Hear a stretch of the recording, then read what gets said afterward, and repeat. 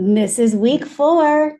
Happy week 4. All right, we are putting it all together now. This is Tonight Belongs to You, and we are going to start really putting the pedal to the metal in terms of performance quality here. All right, so you're doing a self-tape, the entire number. You're going to apply all of the notes for both parts 1 and part 2 from me and our musical director. You are going to go back over and scrub through any kind of creaky moments that you might have, transitions that you might not have nailed, or moments where you feel like you might be falling out of story, and really start piecing those together very carefully for yourself. Apply all of the character work that you've done.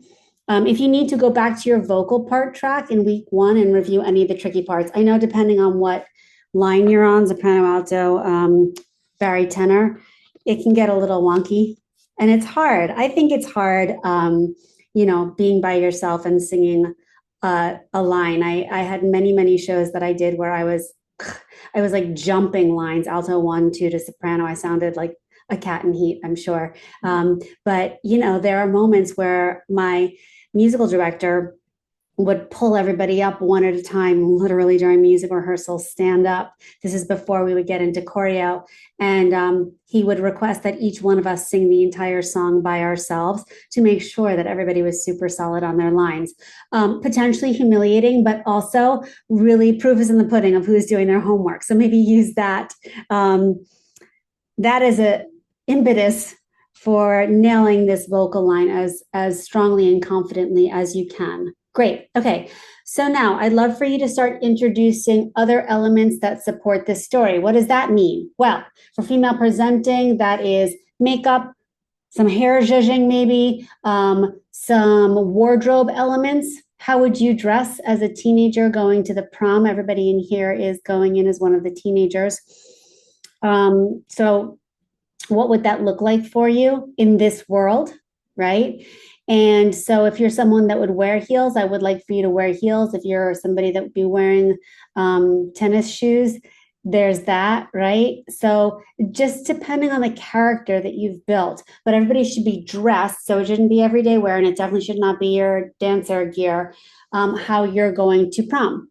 Once you're ready, you're going to film that self-tape at tempo and full out so we can see where you're at, and submit that via a YouTube unlisted link. As always, let's put an actionable intention on this one and put that in your journal as well, in addition to any feedback that you may have received up until this point. Great. And then second assignment for this week is final analysis for this baby. So you're just going to write a short essay for character development. Now, last week we did some character research, so you should be well on your way, but we're going to take it just a little bit further this week, okay? So we talked a little bit about some of these things already, but the prompts are here again, and there are some new ones for you. What is this number about? Why is it in the show? Point of view about inclusion and equality. This is great. This is a really important one to pay attention to and answer for yourself before going into putting it all together.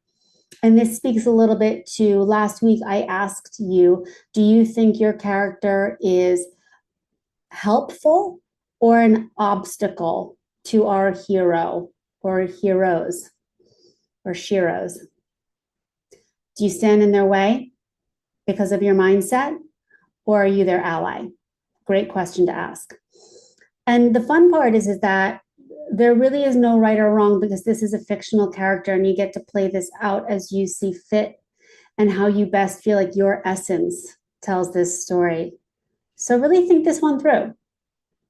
What's your role in the storytelling here? What's your role in the show? We talked about that a little bit as an ensemble member, right? But what's your bigger purpose here? What are the details you bring to the character in your story? So maybe in thinking about that, and this is just a hypothetical, you don't have to go down this road, but I immediately thought of like, okay, so if I'm in this small town and there's a lot of bullying and suppression, and